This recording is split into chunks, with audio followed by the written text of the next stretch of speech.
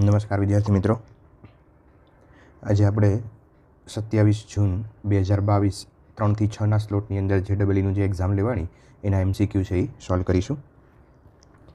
ભૌતિક રાશિનો SI એકમ pascal second છે, તો આ રાશિનું પારિમાણિક સૂત્ર છે એ શું થાય? પાસ્કલ કે જે દબાણનો એકમ છે, દબાણ એટલે બળના છેદમાં ક્ષેત્રફળ ઇન્ટુ સેકન્ડ એટલે સમય t. બળનું પારિમાણિક સૂત્ર m1L1t-2, ક્ષેત્રફળ L2, સમય t1. So m1 L -1 and t -1. So answer અહીંયા પડ્યો 1 આવશે.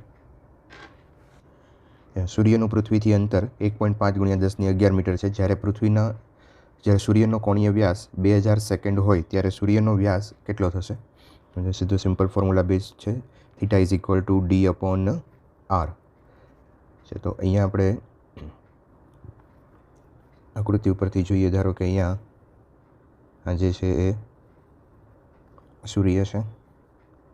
સૂર્યનો કોણીય વ્યાસ જે પૃથ્વી પાસે અંતરે છે, આ એંગલ થીટા લઈએ. આ જે અંતર છે એ સૂર્યનો કોણીય વ્યાસ ધારો કે તમે d લ્યો અને આ બંને વચ્ચેનું અંતર r. સો θ = d/r. તો અહીંયા આપણે વેલ્યુ મૂકીએ. જે થીટા છે, કોણીય વ્યાસ થીટા આપ્યો છે 2000 સેકન્ડ. સો 2000 સેકન્ડને આપણે રેડિયનમાં ફેરવીએ તો ડિવાઇડેડ બાય 3600 મલ્ટીપ્લાય π/180 આ રેડિયનમાં ફરશે = d મેળવવાનું છે આપણે. અને r આપ્યું છે 1.5 × 10⁻11. સો આને તમે સિમ્પ્લિફાય કરશો એટલે મિત્રો d મળશે 1.45 × 10⁹ જે સૂર્યનો વ્યાસ મળશે.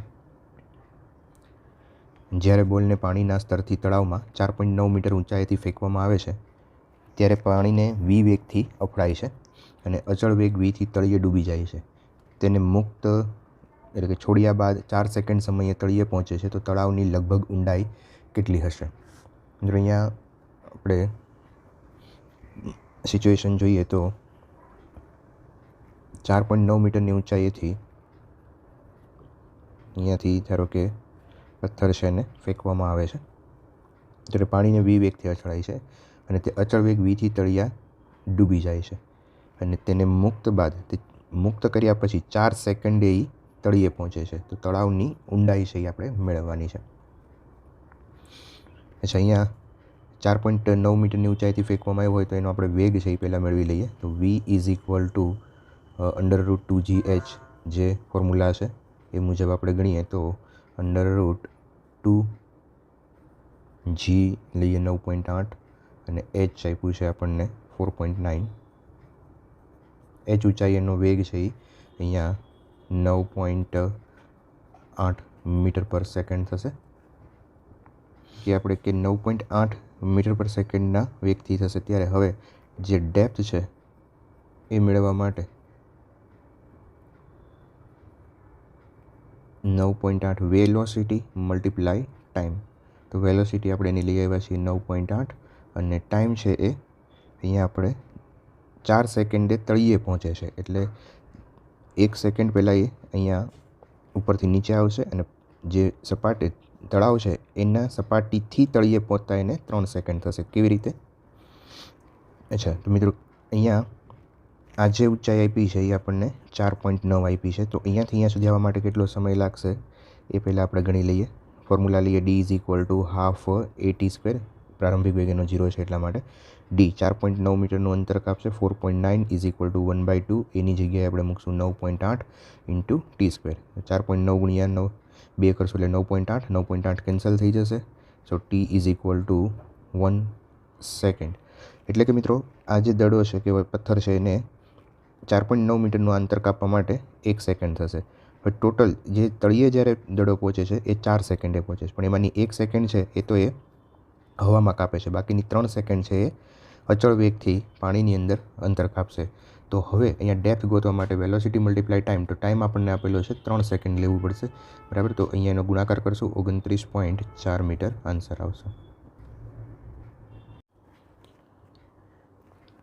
કે જેટલો સ્પ્રિંગ અચળાંક અને L0 જેટલી પ્રાકૃતિક લંબાઈ ધરાવતી દળ રહિત સ્પ્રિંગના છેડે ઘર્ષણ રહિત ટેબલ ઉપર m દળ ધરાવતો એક નાનો પદાર્થ જોડવામાં આવેલો છે. અહીંયા સિચ્યુએશન મિત્રો આ રીતે છે. અહીંયા કોઈ એક એમ દળનો પદાર્થ છે જેની સાથે એક સ્પ્રિંગથી દ્રઢ આધાર લઈ લઈએ. અહીંયા એક એમ દળનો પદાર્થ લઈએ. હવે સ્પ્રિંગ સમક્ષિતિજ રહે અને વસ્તુને જડિત છેડા પરથી પસાર થતી અક્ષને અનુલક્ષીને અહીંયા ઓમેગા જેટલી કોણીય ઝડપથી આ સમક્ષિતિજ સમતલમાં એને ભ્રમણ કરાવવામાં આવે છે. તો સ્પ્રિંગમાં ઉત્પન્ન થતું ખેંચાણ કેટલું હશે? જ્યારે એને અહીંયા વર્તુળાકાર માર્ગે ફેરવવામાં આવે ત્યારે આના ઉપર એક કેન્દ્રગામી બળ લાગશે અને કેન્દ્રગામી બળને કારણે સ્પ્રિંગની લંબાઈમાં વધારો થશે. જે સ્પ્રિંગની લંબાઈમાં વધારો થાય છે એને મિત્રો આપણે ડેલ્ટા એક્સ કહીએ. અચ્છા, તો સ્પ્રિંગની અંદર ઉદ્ભવતું સ્પ્રિંગ બળ અથવા તો પુનઃસ્થાપક બળ ઇઝ ઇક્વલ ટુ કેન્દ્રગામી બળ. સ્પ્રિંગમાં ઉદ્ભવતું પુનઃસ્થાપક બળ એફ ઇઝ ઇક્વલ ટુ કે એક્સ મુજબ લખીએ તો એફ ઇન્ટુ ડેલ્ટા એક્સ બળ છે, k into delta x F is equal two કે એક્સ મુજબ કે ઇન્ટુ ડેલ્ટા એક્સ. અને અહીંયા કેન્દ્રગામી બળ એમ વી સ્ક્વેર અપોન આર મુજબ એમ વી સ્ક્વેર અપોન આર. વીની જગ્યાએ આપણે આર ઓમેગા મૂકીએ. સો આર સ્ક્વેર ઓમેગા સ્ક્વેર, એક આર અહીંયાથી કેન્સલ થઈ જશે, ઇઝ ઇક્વલ ટુ કે ડેલ્ટા એક્સ. બટ આર એટલે અહીંયા જે સ્પ્રિંગ છે, હું એક સિચ્યુએશન અહીંયા બતાવું કે સ્પ્રિંગ છે એ અહીંયા ખેંચાણી હશે એટલે સ્પ્રિંગની લંબાઈમાં જે વધારો થયો છે, સ્પ્રિંગની મૂળ લંબાઈ છે એ L0 છે અને જે વધારો થયો છે એ ડેલ્ટા એક્સ છે. તો અહીંયા આરની જગ્યાએ આપણે મિત્રો જ્યારે સ્પ્રિંગને ફેરવશું ત્યારે એની મૂળ લંબાઈ L0 છે અને પ્લસ એની લંબાઈમાં થતો વધારો ડેલ્ટા એક્સ છે is equal into omega square. ચાલો હવે આને તમે સિમ્પ્લિફાઈ કરો કે delta x is equal to અને અંદર મલ્ટીપ્લાય કરીએ તો m L0 omega square plus m delta x into omega square. અહીંયાથી ડેલ્ટા એક્સ કોમન કાઢીએ આપણે તો કે minus m omega square into delta x is equal to m L0 omega square.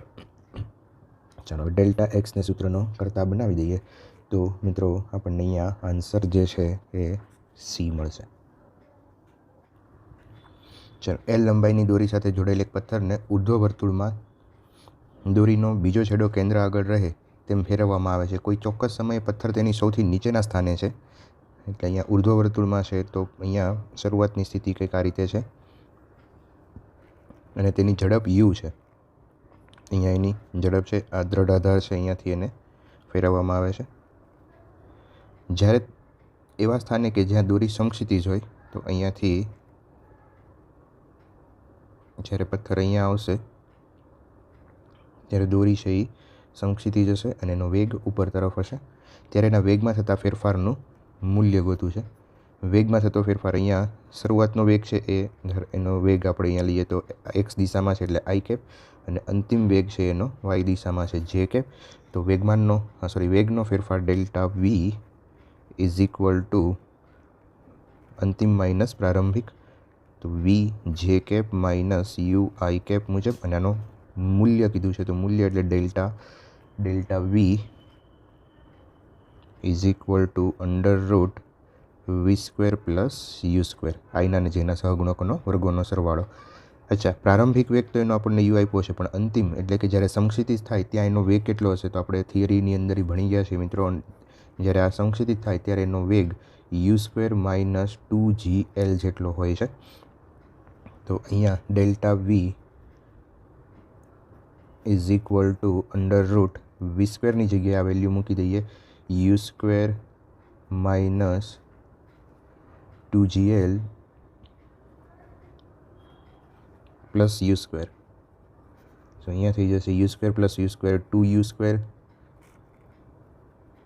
Minus 2GL અને એમાંથી 2 common લઈએ તો u square minus GL into 2, એને આપણે આની હારે સરખાવી u square minus GL into x છે અને અહીંયા આપણે 2 આવશે તો એક્સ ઇઝ ઇક્વલ ટુ 2 થશે. ચાલો, એમ દળ ધરાવતા 4 ગોળાઓ જે છે એ ડી બાજુના એક ચોરસ ઉપર મૂકેલા છે અને એના સેન્ટર ઉપર એક કેપિટલ એમ દળ ધરાવતો ગોળો મૂકવામાં આવેલો છે. તો આ તંત્રની કુલ ઉર્જા ગોતવાની છે મિત્રો. કુલ ઉર્જા ગોતવા માટે આપણે અહીંયા જે જોડ જેટલી બને છે એ જોડ આપણે બનાવવી જોઈએ. આ એમ અને એમની એક જોડ બને, એક આ જોડ બનશે, એક અહીંયા જોડ બનશે અને બાકીની કેપિટલ એમ સાથે બનશે. તો કેવી કેટલી જોડ અહીંયા બની શકે છે એ આપણે અહીંયા જોઈએ. ફોર્મ્યુલા લેશું તંત્રની સ્થિતિ ઉર્જાનું ફોર્મ્યુલા મુજબ લઈએ, માઇનસ GMEM अपॉन आर आ फॉर्म्युलाનો આપણે યુઝ કરશું. તો total energy you is equal two પહેલાં આપણે આ જે બાજુ છે એ બાજુ આવી કેટલી છે તો 1 2 3 અને 4 તો અહીંયા -4 મલ્ટીપ્લાય જી બેના દળ એમ છે એટલે એમ સ્ક્વેર અપોન બંને વચ્ચેનું અંતર ડી છે. એ મલ્ટીપ્લાય 4 એટલા માટે કર્યા કારણ કે અહીંયા 4 આવી બાજુઓ આપણને મળશે. અહીંયા તમે લખો અને એ અને બી લઈએ તો એ બી જેવી આપણને 4 બાજુ મળશે 1 2 3 4. ઓકે ચાલો માઇનસ હવે લઈએ આપણે વિકર્ણ લઈએ તો વિકર્ણ કેટલા મળશે 1 અને 2 વિકર્ણ મળશે એટલે 2 મલ્ટીપ્લાય જી એમ સ્ક્વેર અપોન આ અંતર થઈ જશે આ ડી છે તો આખું થઈ જશે મિત્રો √2d પાયથાગોરસનો પ્રમેય. સો અહીંયા આવશે √2d પ્લસ માઇનસ હવે કેપિટલ એમ વાળા તો કેપિટલ એમ વાળા આપણને 4 અહીંયા પેર મળશે એ અને એમ વાળી આ બાજુની 1 2 3 અને 4 તો અહીંયા લખશું -4 મલ્ટીપ્લાય જી સ્મોલ એમ કેપિટલ એમ અપોન આ બંને વચ્ચેનું અંતર આખું અંતર જે છે એ √2d હતું તો આટલું અંતર છે એ આટલું અંતર આપણે લઈએ તો √2d ભાગ્યા 2 એટલે કે 1 અપોન અહીંયા ડી આવશે ઉપર સોરી તો અહીંયા ડી બાય √2 થઈ જશે d/√2. ચાલો હવે આમાંથી જે કોમન નીકળે છે કોમન કાઢીએ તો g small m upon d common લ્યો તો અહીંયા અંદર લેસ રહેશે અહીંયા માઇનસ કોમન લીધું છે એટલે 4 પ્લસ √2m પ્લસ 4 છેદનો છેદ ઉપર વહી જશે એટલે √2 કેપિટલ એમ. તો આ આપણો આન્સર આવશે. એક સંપૂર્ણ આદર્શ વાયુ માટે બે દબાણો P1 અને P2 આકૃતિમાં દર્શાવ્યા છે. આલેખો દર્શાવે છે કે અહીંયા કયું દબાણ છે એ વધારે છે કયું ઓછું છે. તો મિત્રો તમે સીધું જ અહીંયા PV is equal two μRT આ ફોર્મ્યુલાનો યુઝ કરી અને જવાબ આપી શકો. એક સંપૂર્ણ આદર્શ વાયુ માટે બે દબાણો P1 P2 આકૃતિમાં દર્શાવ્યા છે. એટલે દબાણ આપણે અહીંયા અચળ લઈએ તો કદ અને તાપમાન વચ્ચેનો સંબંધ છે એ આપણે અહીંયા જોઈએ. કદ વાય અક્ષ ઉપર આપ્યું છે તાપમાન અહીંયા એક્સ અક્ષ ઉપર આપ્યું છે તો આપણે કદને સૂત્ર ન કરતાં બનાવીએ તો V is equal to mu R constant છે પી પણ કોન્સ્ટન્ટ છે ટી. અહીંયા રિલેશન તમે જોઈ શકો કે સમચલનનો છે એટલે સ્ટ્રેટ લાઇન તો બતાવી છે બટ હવે આને તમે સરખાવો Y is equal to mx plus C સાથે બરાબર તો અહીંયા એમ ઢાળ જે છે એ મ્યુ આર અપોન પી થાય. મ્યુ આર કોન્સ્ટન્ટ છે પી અહીંયા પી ઉપર આપણે ડિપેન્ડન્સી જોઈએ તો વ્યસ્ત સંબંધ આવ્યો છે એટલે કે જેનો ઢાળ m is equal to m proportional to 1 upon p લઈએ જેનો ઢાળ વધારે હશે એનું દબાણ ઓછું હશે. તો અહીંયા તમે બહુ સરળતાથી જવાબ આપી શકો કે P2 લેસ ધેન P1 હશે. આનો ઢાળ વધુ છે બરાબર એટલે ઢાળ વધુ છે તો એનું દબાણ ઓછું હશે અને P1 આનો ઢાળ છે એ ઓછો છે તો એનું દબાણ છે એ વધારે હશે. આદર્શ વાયુના ગતિવાદ અનુસાર વાયુ અણુઓની ગતિ 0 ડિગ્રી સેન્ટીગ્રેડ તાપમાને ફ્રીઝ જામી જાય છે. અહીંયા 0 ડિગ્રી સેન્ટીગ્રેડ નહીં પણ 0 કેલ્વિન તાપમાને ફ્રીઝ થતું હોય છે. જો અણુઓની ઘનતા ઘટાડવામાં આવે તો વાયુ અણુનો સરેરાશ મુક્ત પદ ઘટે છે. તો એનું માટેનું એક ફોર્મ્યુલા છે સરેરાશ મુક્ત પદ lambda is equal to KT upon under root અહીંયા રૂટ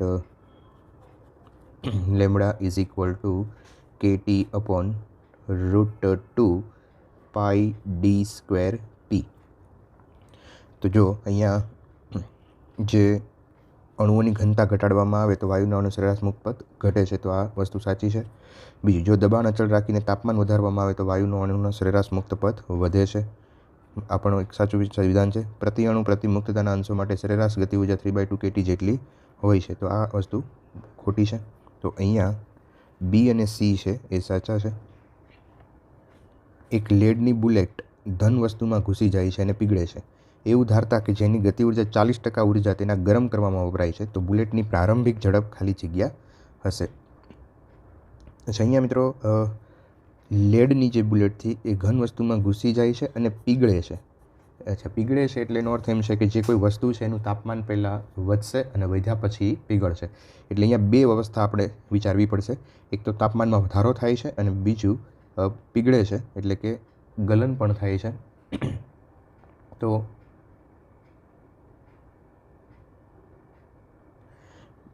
અહીંયા જો તાપમાનમાં વધારો થાય તો આપણે લખી શકીએ MC ડેલ્ટા ટી અને ગલનબિંદુ એટલે જ્યારે પદાર્થ પીગળે ત્યારે જે જરૂરી ઉષ્મા છે એ ml જેટલી હોય છે. તો MC delta T plus half mv². એ ક્યાંથી મળશે?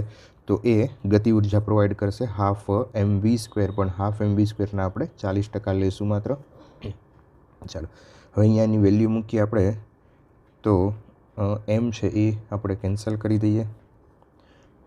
અહીંયા સી આપણને આપ્યું છે 125 ગુણ્યા ડેલ્ટા ટી, તાપમાનનો જે ફેરફાર છે, પ્રારંભિક તાપમાન 127 અને 327 છે, એટલે બેનો ફેરફાર લઈએ તો આવશે 200 પ્લસ લેટન્ટ હીટ એટલે કે ગલનગુપ્ત ઉષ્મા આપી છે 2.5 × 10⁴ પ્લસ હાફ v².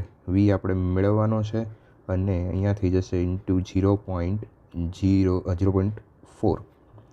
હવે તમે મિત્રો આને સિમ્પ્લિફાય કરશો તો વી આપણને મળશે 500 મીટર પર સેકન્ડ. ચાલો સરળ આવર્ત ગતિ કરતા કણ માટેનું સમીકરણ આપણને આપ્યું છે x ઇઝ સાઇન પાઈ છે ને અંદર મલ્ટીપ્લાય કરી નાખીએ pi into t plus π/3 metre છે. ટી બરાબર 1 સેકન્ડે કણની ઝડપ ગોતવાની છે. મિત્રો સ્થાનનું સૂત્ર છે એનું વિકલન કરી નાખીએ dx/dt એટલે આપણને વેગ મળી જશે. સાઇનનું થઈ જશે cos πt પ્લસ π/3, કોસ સાઇનનું કોસ અને કોસનું અહીંયા જે થીટા છે એનું ફરીવાર કરશું તો આ જે છે એનું પાઈ. ચલો ટી બરાબર 1 સેકન્ડે આપણને વેગ પૂછ્યો છે તો cos π પ્લસ π/3 ઇન્ટુ પાઈ, તો અહીંયા થઈ જશે 3 + 1 એટલે 4 cos અહીંયા થઈ જશે 4π/3 ઇન્ટુ પાઈ. અચ્છા તો તમે આમ પણ કરી શકો કે π/3 cos પાઈ એટલે અહીંયા થઈ જશે કોસનું પાઈ છે એટલે પાઈ આમ કરવાની બદલે એક કામ કરીએ, v is equal to pi છે તો વિધેય બદલાશે નહીં તો કોસનું કોસ રહેશે. પાઈ પ્લસ એટલે થઈ જશે ત્રીજું ચરણને ત્રીજા ચરણમાં કોસ માઇનસ છે તો માઇનસ અહીંયા π/3 ઇન્ટુ પાઈ. તો આ વધારે સરળ રહેશે, અહીંયા 4π/3 કરો તો વાંધો નથી. ચલો cos π/3ની વેલ્યુ થઈ જશે 1/2 ઇન્ટુ પાઈ એટલે 3.14. તો અહીંયા આવી જશે મિત્રો 314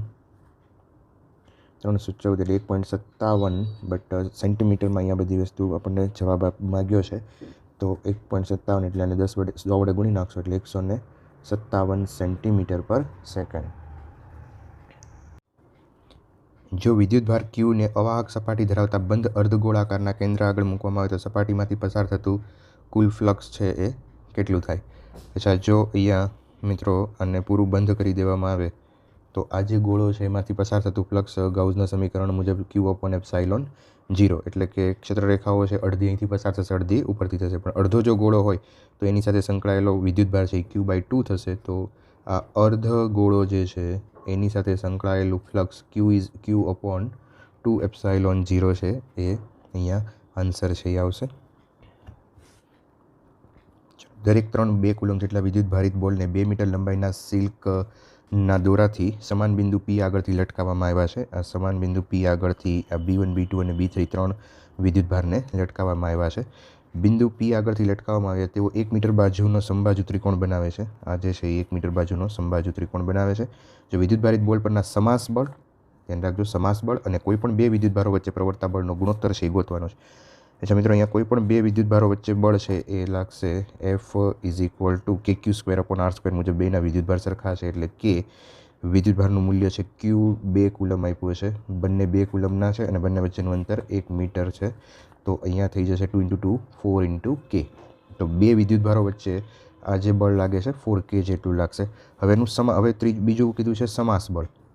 તો સમાસ બળ છે એટલે આ બંને વિદ્યુતભારો ધારો કે આના ઉપર લગાડે, આ બે છે આના ઉપર લગાડે, કોઈ પણ 2 વિદ્યુતભાર છે કોઈ એક ઉપર બળ લગાડશે. ધારો કે આપણે B1, B2 છે B3 ઉપર બળ લગાડશે તો બંને પોઝિટિવ છે તો આ બળ છે આ દિશામાં આવશે, એને લઈશું આપણે F'. આ બળ છે એ પણ આ દિશામાં આવશે, એને આપણે કહી દઈશું F'. અને એકચ્યુઅલી એને F કહો તો પણ વાંધો નથી કારણ કે આપણે મેળવેલો એ જ F છે. હવે અહીંયા સમબાજુ ત્રિકોણ છે તો આ એંગલ જે છે એ ત્રણેયનો સરવાળો 60 60 60 થશે. તો આ એંગલ પણ બંને વચ્ચેનો 60 ડિગ્રી થઈ જશે. તો હવે આપણે ફોર્મ્યુલા વાપરીએ. F net force is equal two √f² plus f² plus 2f² cos 60 degree. cos 60 એટલે 1/2. આ 2 સાથે કેન્સલ થઈ જશે એટલે અહીંયા આવશે √3f. એફની જગ્યાએ આપણે 4k મૂકી શકીએ તો √3 × 4k. હવે આ બંનેનો આપણે ગુણોત્તર લઈએ. સમાસ બળ અને કોઈ પણ બે વિદ્યુતભારો વચ્ચે બળ લાગતું બળ. તો સમાસ બળ છે એ એફ નેટ છે. કોઈ પણ બે વિદ્યુતભારો વચ્ચે લાગતું બળ એ આપ્યું છે આપણને એફ નેટ લેશું આપણે √3 4k ડિવાઇડેડ બાય બે વિદ્યુતભારો વચ્ચે લાગતું બળ છે એ 4k કેન્સલ થઈ જશે. તો આન્સર જે છે એ અહીંયા √3/1 આવશે, જે ડી આન્સર છે. અનુક્રમે 4 અને 2 એમ્પિયર વિદ્યુત પ્રવાહ ધરાવતા લાંબા તારો S1 અને S2 એકબીજાથી 10 સેન્ટીમીટર દૂર મૂકેલા છે. અહીંયા બે તારો છે 10 મીટર દૂર રાખ્યા છે અને બંને એક્સ અક્ષની દિશામાં છે, XY સમતલમાં રાખવામાં આવ્યા છે. અચ્છા, હવે અહીંયા પી બિંદુ પાસે કોઈ એક 3 પાઈ કુલમ વીજભાર ધરાવતો એક વિદ્યુતભારિત કણ છે એ આટલા વી વેગથી પસાર થાય છે. અહીંયાથી વી વેગથી પસાર થાય છે 2i cap plus 3j cap metre પર સેકન્ડથી. જ્યાં આઈ કેપ અને જે કેપ છે એ એકમ એક્સ અને વાય દિશાના એકમ સદીશો છે. હવે જો અહીંયાથી પસાર થાય તો એના ઉપર લાગતું બળ આપણને આપેલું હોય તો આ બળની અંદર અહીંયા જે એક્સ આવે છે એક્સનું મૂલ્ય ગોતવાનું છે. ત્યાં મિત્રો અહીંયા બહુ સિમ્પલ વસ્તુ છે કે જ્યારે તારની અંદર આ બધા અનંત લંબાઈના બે તાર છે. અનંત લંબાઈના તાર દ્વારા ઉદ્ભવતું ચુંબકીય ક્ષેત્ર, એ ચુંબકીય ક્ષેત્રમાં જો વિદ્યુતભારિત કણ ગતિ કરે તો એના ઉપર F = QV×B મુજબ બળ લાગશે. અચ્છા, અહીંયા તમે જોઈ શકો કે બંનેને તારને કારણે જો અહીંયા પ્રવાહની દિશામાં રાખો તો વિદ્યુત ચુંબકીય ક્ષેત્ર છે એ આ તારને કારણે અંદર જશે અને આ તારને કારણે ચુંબકીય ક્ષેત્ર છે એ બહાર આવશે. તો બંનેને કારણે જે ચુંબકીય ક્ષેત્ર આપણે મેળવ્યું છે અહીંયા બાદબાકી કરીશું. તો બાદબાકી કરવા માટે આ 4 સેન્ટીમીટર છે, આ ડિસ્ટન્સ છે એ 6 સેન્ટીમીટર છે. તો 4માંથી 6 આપણે બાદ કરીશું એટલે કે કારણ કે વ્યસ્ત સંબંધ છે એટલા માટે. સો બી નેટ આપણને જે ચુંબકીય ક્ષેત્ર મળશે એ B1 - B2 કરવાથી મળશે. અનંત લંબાઈના તાર દ્વારા ઉદ્ભવતું ચુંબકીય ક્ષેત્ર μ0I, અહીંયા આઈની જગ્યાએ રાખશું આપણે 4/2πr. r એટલે અહીંયા 4, 2π અને સેન્ટીમીટરમાં છે એટલે એને કરી નાખો 0.4 માઇનસ μ02/2π × 0.6. અને આ જે ચુંબકીય ક્ષેત્ર છે એ તમે અહીંયા જોઈ શકશો કે આને કારણે 4 એમ્પિયરનો પ્રવાહ છે અને 4 સેન્ટીમીટર અંતરે છે તો એ અંદર જાય છે. આને કારણે વધારે હશે કારણ કે આન્સર આનો પ્લસ આવે છે. તો વધારે છે જે ચુંબકીય ક્ષેત્ર અંદર તરફ છે તો અંદર છે એ ઋણ ઝેડ દિશા હશે. તો એ ચુંબકીય ક્ષેત્રમાંથી કોમન લઈએ આપણે μ0/2π અને અહીંયા થઈ જશે 200/3 અને ઋણ ઝેડ દિશા છે એટલે k કેપ. ચાલો, તો આટલું જ ચુંબકીય ક્ષેત્ર આવી ગયું. હવે આ ચુંબકીય ક્ષેત્રમાં વિદ્યુતભારિત કણ જો ગતિ કરે તો એના ઉપર બળ લાગે. F = QV×B. QV×B. ચાલો, તો અહીંયા Q વિદ્યુતભાર આપણને આપ્યો છે 3π, વેલોસિટી આપી છે 2i cap plus 3j cap multiply b આપણે લઈ આવ્યા છીએ મિત્રો μ0/2π 200/3 માઇનસ k કેપ. ચાલો, હવે આને તમે સિમ્પ્લિફાય કરો તો અહીંયા 3π મલ્ટીપ્લાય μ0/2π 200/3, બીજા કૌંસમાં અહીંયા લઈએ 2 × j cap, j -3 × I 2j cap minus 3i cap. અહીંયા કેન્સલ કરીએ તો સદરૂપ આપો 3 કેન્સલ થઈ જશે. અહીંયા પાઈ કેન્સલ થઈ જશે. μ0 ને અહીંયાથી ઉડાડી દઈએ તો 4π × 10⁻⁻7 100 અને minus 3i cap plus 2j cap. અહીંયા અને સિમ્પ્લિફાય કરીએ તો 4π × 10⁻⁻5 minus 3i cap plus 2j cap. તો આ છે આપણો આન્સર આવશે. જો L, C અને R અનુક્રમે ઇન્ડક્ટર, સંધારક એટલે કે કેપેસિટર અને અવરોધ હોય તો નીચેનામાંથી કયા સંયોજનનું સમયનું પરિમાણ નહીં હોય? તો અહીંયા સિમ્પલ છે મિત્રો, સમયનું પરિમાણ જે છે એ L/C છે એ સમયનું પરિમાણ નથી. તમે L અને Cની પારિમાણિક સૂત્ર મૂકી અને ચેક કરી શકો. Theory simply theory base MCQ છે, જાતે તમે કરી શકો એવો MCQ છે. તો L/C છે એનો આન્સર આવશે. નીચેના બે વિધાનો અહીંયા આપેલા છે.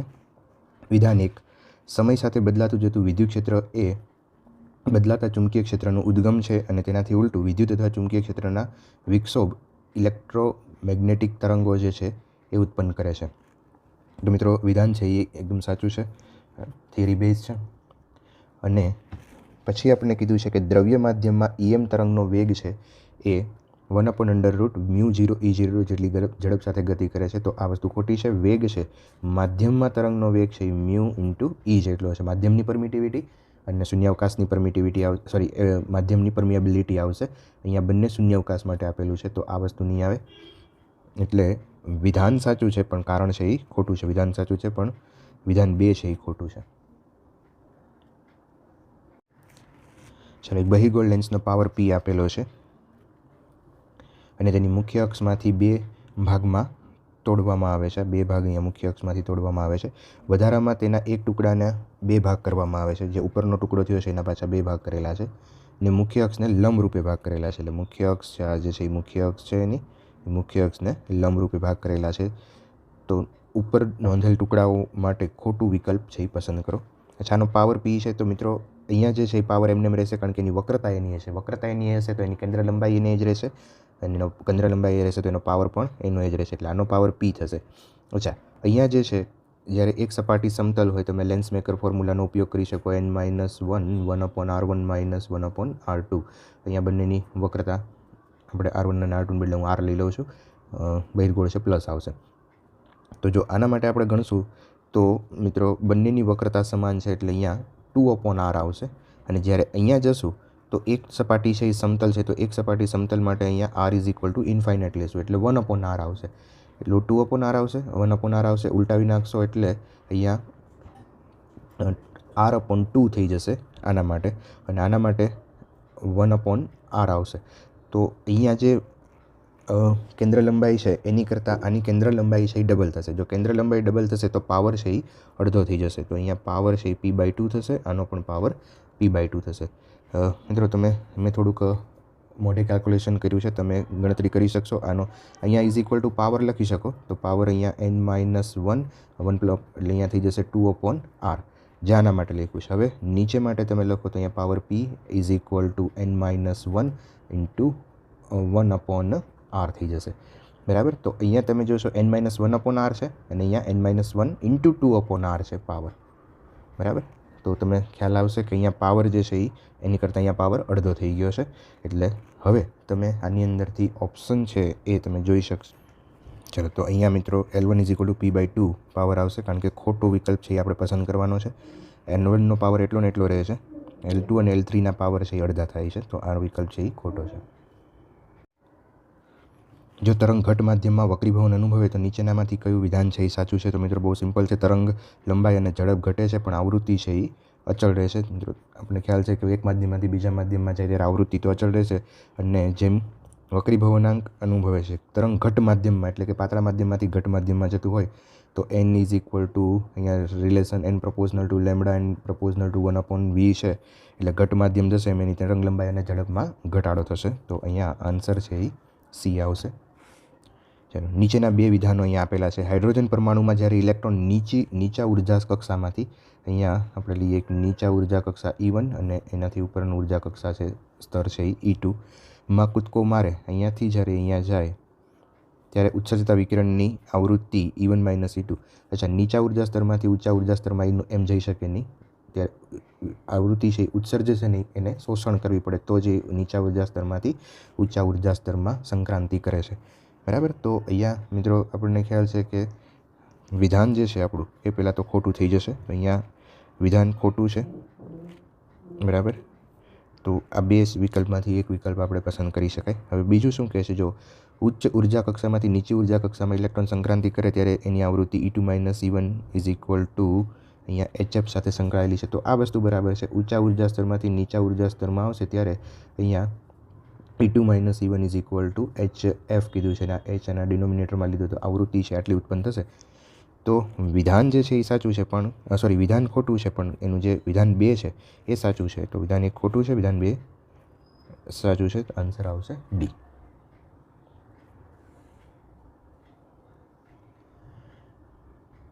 ચાલો નેક્સ્ટ એ ટ્રાન્ઝિસ્ટરને સ્વિચ તરીકે વાપરવામાં માટે ખાલી જગ્યામાં કાર્યરત કરવું પડે છે. તો મિત્રો એને ટ્રાન્ઝિસ્ટરને સ્વિચ તરીકે જો આપણે વાપરવું હોય તો એને સંતૃપ્ત અવસ્થા સુધી પહોંચવી જોઈએ અને બીજું કટ ઓફ સુધી પહોંચવું જોઈએ. સંતૃપ્ત અવસ્થામાં હોય ત્યારે ટ્રાન્ઝિસ્ટર છે એ ઓન ઓફ થઈ જશે, કટ ઓફમાં હશે એટલે એ ઓન થશે, એટલે કે ઓન ઓફ થવું જરૂરી છે. તો સંતૃપ્ત અને કટ ઓફ અવસ્થાની અંદર ટ્રાન્ઝિસ્ટરને આપણે સ્વિચ તરીકે વાપરવું જોઈએ, એટલે કે આન્સર છે અહીંયા ડી આવશે. આપણી નાની આવૃત્તિના સિગ્નલને લાંબા અંતર માટે પ્રસારિત કરતા નથી, કારણ કે મિત્રો આ થિયરી બેઝ MCQ છે. એની અંદર એન્ટેનાનું કદ સિગ્નલ તરંગ લંબાઈ જેટલું હોવું જોઈએ, જેથી લાંબી તરંગ લંબાઈના સિગ્નલ માટે અવાસ્તવિક ઉકેલ થશે. તો અહીંયા આપેલું વિધાન છે એ સાચું છે. લાંબી તરંગ લંબાઈના બેઝબેન્ડ સિગ્નલ દ્વારા વિકિરિત અસરકારક કાર્યત્વરા એટલે કે પાવર વધારે હોય છે. આ પણ સાચું વિધાન છે. અને સોરી આ ખોટું વિધાન છે. અહીંયા આપણને એકી સાથે જુદા જુદા પ્રસારિત એન્ટેનાઓની સિગ્નલનું મિશ્રણ દૂર કરવું છે, એટલા માટે પણ આપણે આ કામ કરીએ છીએ. તો આ એક સાચી વસ્તુ છે. અને નાની આવૃત્તિવાળા સિગ્નલને ઉચ્ચ આવૃત્તિવાળા તરંગ ઉપર સંપાત કરી લાંબા અંતરો સુધી મોકલી શકાય છે. આ પણ સાચી વસ્તુ છે. તો અહીંયા ફક્ત A, C અને D છે એ સાચા વિધાનો છે. ચાલો હવે સેક્શન બી ઉપર આપણે જઈએ. 10 kg દળને એક 5 મીટર લાંબા દોરડાની મદદથી છત પરથી શિરોલંબ રીતે લટકાવેલું છે અને દોરડાના મધ્યબિંદુ આગળ આપણે 30 ન્યૂટન જેટલું બળ લગાડવામાં આવે તો આપણે અહીંયા થીટા છે એ મેળવવાનો છે. સિચ્યુએશન આપણે જોઈએ તો અહીંયા કોઈ દ્રઢ આધાર છે, એ દ્રઢ આધાર સાથે એક દોરી બાંધેલી છે અને એ દોરી છે એની સાથે એકચ્યુઅલી બે સિચ્યુએશન હું બતાવું કે દોરી આ રીતે બાંધેલી છે. અહીંયા 10 kgનો પદાર્થ લટકાવ્યો છે. અહીંયા તમે જો બળ લગાડો એટલે દોરી છે એ આ બાજુ ખેંચાશે. તો બીજી સિચ્યુએશન આપણે જોઈએ તો હવે દોરી જે છે બળ લાગે આ બાજુ સમક્ષિતિજ દિશામાં બળ લાગે છે 30 ન્યૂટન અને અહીંયા બ્લોક લટકાવેલો છે 10 kgનો. તો ક્વેશ્ચન એ છે મિત્રો કે આ શિરોલંબ સાથેનો જે એંગલ છે એ એંગલ આપણે મેળવવો છે. ઓકે ચાલો આ દોરી છે તો દોરીની અંદર તણાવ બળ લાગશે ટી, આ એંગલ થીટા, થીટાની નજીકનો ઘટક ટી કોસ થીટા અને દૂરનો ઘટક આવશે ટી સાઇન થીટા. અહીંયા સંતુલન સ્થિતિ હોય તો આપણે અહીંયા લખી શકીએ મિત્રો કે T sine theta is equal to 30 અને T cos theta is equal to 10 kg છે. અહીંયા વજન બળ લાગશે mg.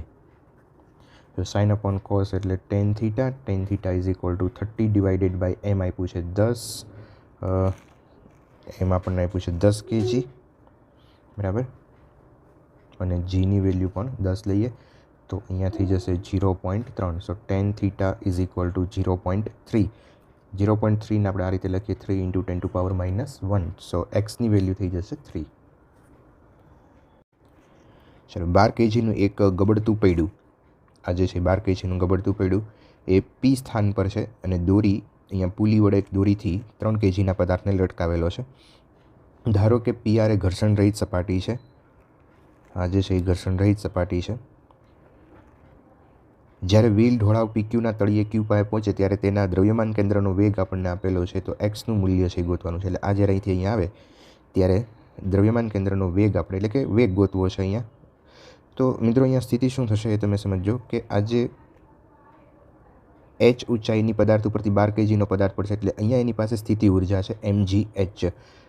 hની જગ્યાએ h અહીંયા એમને રાખશું, m એટલે 12, તો 12 gh. એ સ્થિતિ ઉર્જા છે એનું રૂપાંતરણ એ ક્યાં કરશે મિત્રો? તો એક કે આ 3 kgનો બ્લોક છે ઉપર આવશે, h ઊંચાઈ આવશે એટલે થોડીક સ્થિતિ ઉર્જા અહીંયા વપરાશે. આની પાસે સ્થિતિ ઉર્જા આવશે કારણ કે બ્લોક ઉપર આવશે. તો mg 3gh.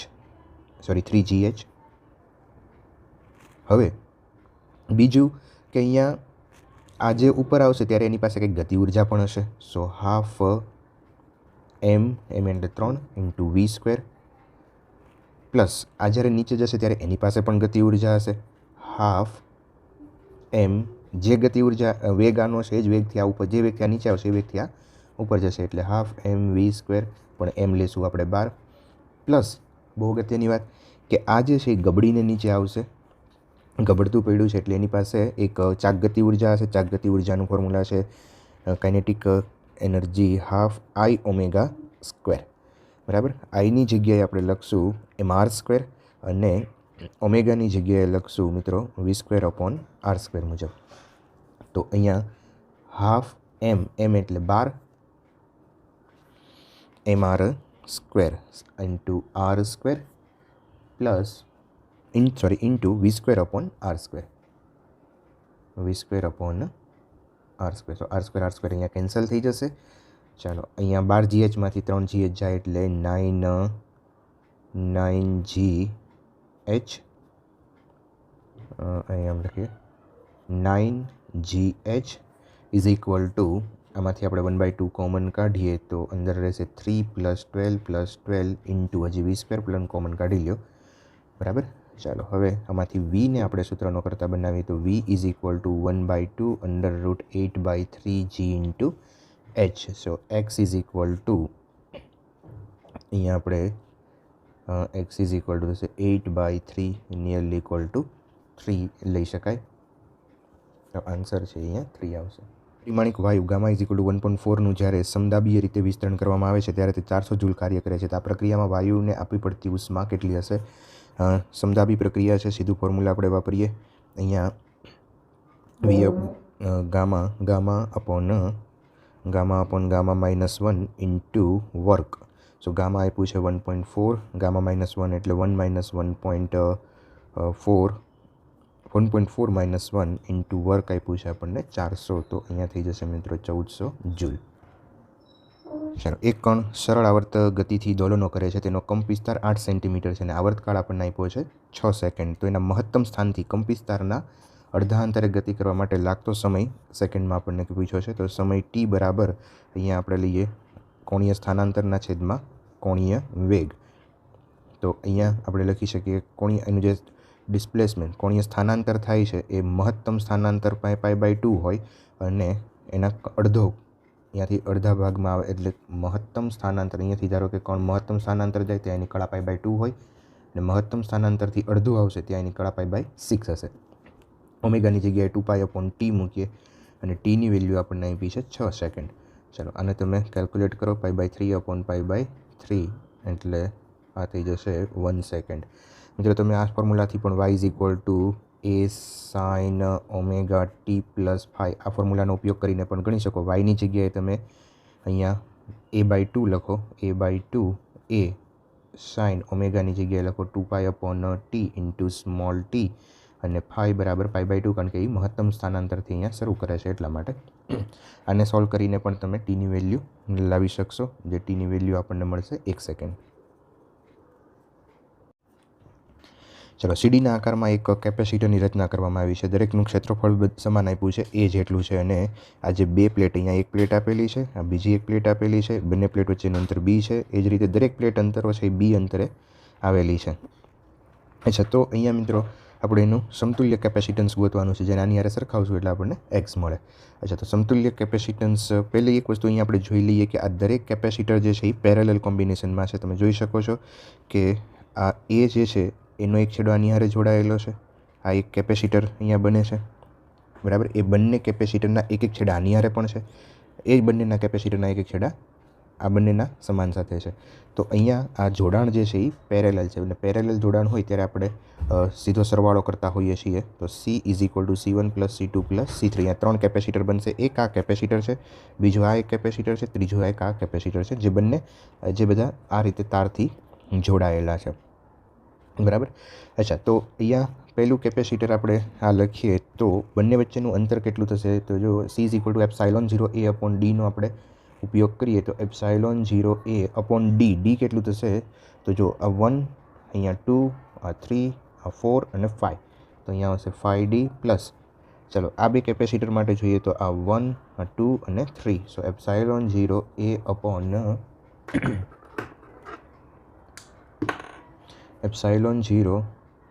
ε0A/3d પ્લસ આના માટે લઈએ તો d આવશે. સો ε0A/d. હવે અહીંયાથી તમે આને સિમ્પ્લિફાય કરશો, ε0 A કોમન કાઢી લઈએ તો અહીંયા અંદર રહેશે 1/5d પ્લસ 1/3b, ડીની બદલે અહીંયા ડી ઇઝ ઇક્વલ ટુ બી લઈ લેજો, પ્લસ 1/d, બરાબર. સો એપ્સા અહીંયા થઈ જશે 23 divided by 15 epsilon naught a upon d is equal to c. મિત્રો આને આની યારે તમે કમ્પેર કરશો તો એક્સનું મૂલ્ય છે એ આવશે 23. ચાલો, R is equal to 4 mm ત્રિજ્યાના એક નળાકારીય તારમાં પ્રવાહ ઘનતા આપણને આવેલી છે જે ઇઝ ઇક્વલ ટુ 1 × 10⁶ એમ્પિયર પર મીટર સ્ક્વેર, અને આડછેદ પર નિયમિત છે. તારના બહારના ભાગમાં ત્રિજ્યાવર્તી અંતરો r/2 અને આરની વચ્ચે પ્રવાહ આપણને આપેલો છે, તો એક્સનું મૂલ્ય ગોતો. અચ્છા, આપણે સીધું અહીંયા ફોર્મ્યુલા વાપરીએ, આઈ ઇઝ ઇક્વલ ટુ એટલે કે જે ઇન્ટુ એ વાળું.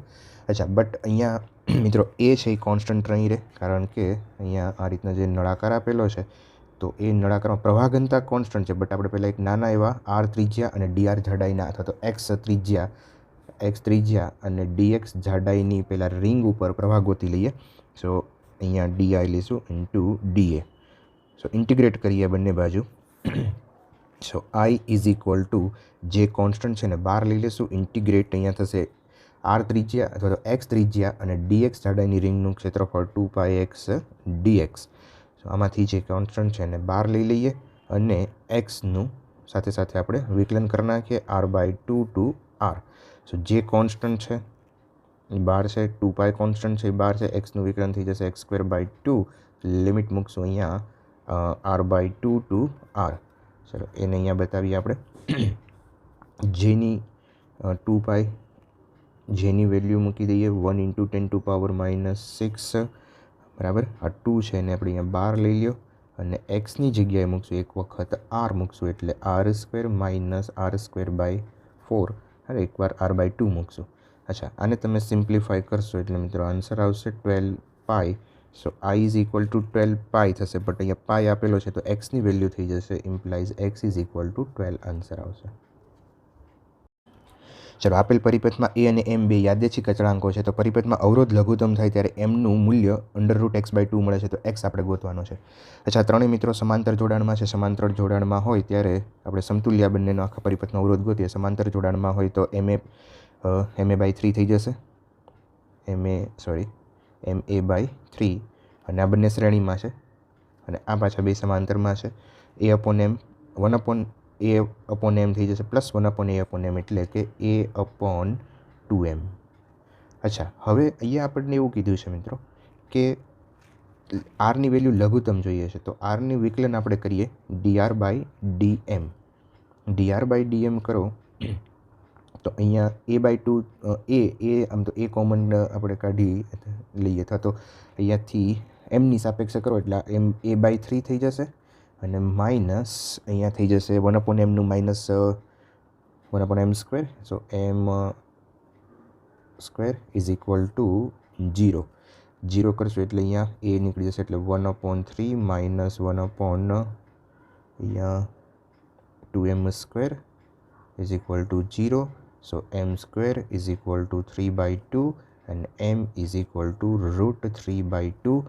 ચલો, આને આપણે આની સાથે સરખાવીએ √x/2 સાથે, તો √x/2, so x is equal two 3, તો અહીંયા આપણને આન્સર મળશે 3. ચલો, એક સમાન ગતિ ઉર્જા સાથે ગતિ કરતો એક ડ્યુટેરોન અને એક પ્રોટોન નિયમિત ચુંબકીય ક્ષેત્રમાં લંબરૂપે દાખલ થાય છે. મિત્રો અહીંયા ગતિ ઉર્જા સમાન આપી છે, લંબરૂપે દાખલ થાય છે. જો આરડી અને આરપી અનુક્રમે વર્તુળાકાર પથોની ત્રિજ્યા હોય તો બેયનો ગુણોત્તર આપણે ગોતવાનો છે. અચ્છા, અહીંયા મિત્રો ત્રિજ્યાનું જે ફોર્મ્યુલા છે r is equal two mv/qb, આ ફોર્મ્યુલા ઉપરથી આપણે લખીએ તો પહેલાં આરડી એટલે કે ડ્યુટેરોન માટે આપણે લખવી હોય તો m એના માટે લઈશું 2m, પ્રોટોનના દળ જેટલું હશે, અને વેલોસિટી ડ્યુટેરોનની છેદમાં e ઇન્ટુ બી. ચાલો, એ જ રીતે હવે પ્રોટોન માટે લખવી હોય તો આરપી, પ્રોટોનનું માસ છે MP into VP upon e into B. Okay, હવે આ બેનો આપણે ગુણોત્તર લઈએ તો આરડીના છેદમાં RP is equal to 2 MP cancel કરી દઈએ તો 2VD ના છેદમાં વીપી ઇઝ ઇક્વલ ટુ અહીંયા આપણને આપ્યું છે મિત્રો સમાન ગતિ ઉર્જા સાથે આ કણ છે એ ગતિ કરે છે, તો અહીંયા હું ગતિ ઉર્જાનું ફોર્મ્યુલા લઉં કે ઇઝ ઇક્વલ ટુ 1/2 mv² ઉપરથી તો 2k upon m is equal to V under root. તો વીની જગ્યાએ આપણે રૂટ એમ જે છે એ અહીંયા મૂકવું પડશે. બરાબર, તો અહીંયા આપણે મૂકીએ, વ્યસ્ત સંબંધ થઈ જશે મિત્રો. તો અહીંયા આ 2 એઝ ઇટ ઇઝ રહેશે અને મલ્ટીપ્લાય અંડર રૂટ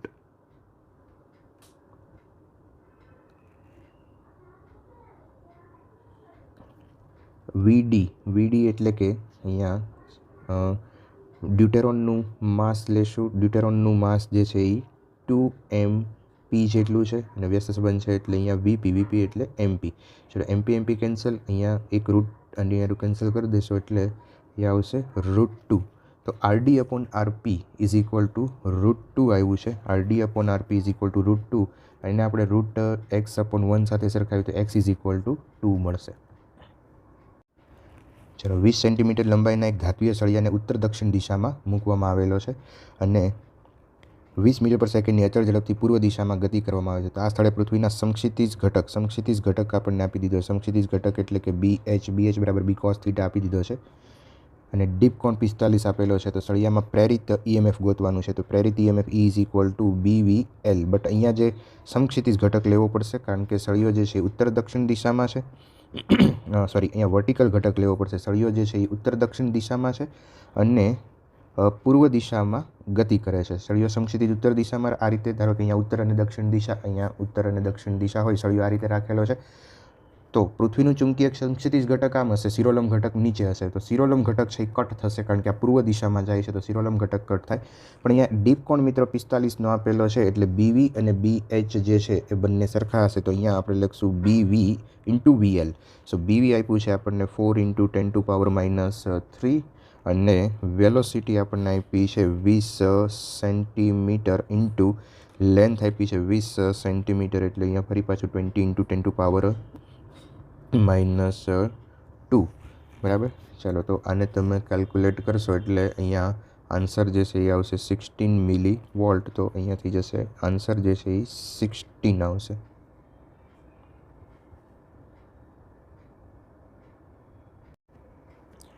ચલો ફોરવર્ડ બાયસ સ્થિતિમાં ડાયોડની કટ ઓફ વોલ્ટેજ આપણને આપેલા છે 0.06 વોલ્ટ. તો 40 ઓહ્મના અવરોધમાંથી કેટલો પ્રવાહ છે મિલી એમ્પિયરમાં પસાર થઈ જોવાનું છે. અહીંયા પોઝિટિવ છે મિત્રો, જે ડાયોડ છે એનો આ પોઝિટિવ ટર્મિનલ, નેગેટિવ છે અને પોઝિટિવ. તો આ પોઝિટિવ સાથે નેગેટિવ છે એટલે આ ડાયોડ છે એ રિવર્સ બાયસમાં થશે.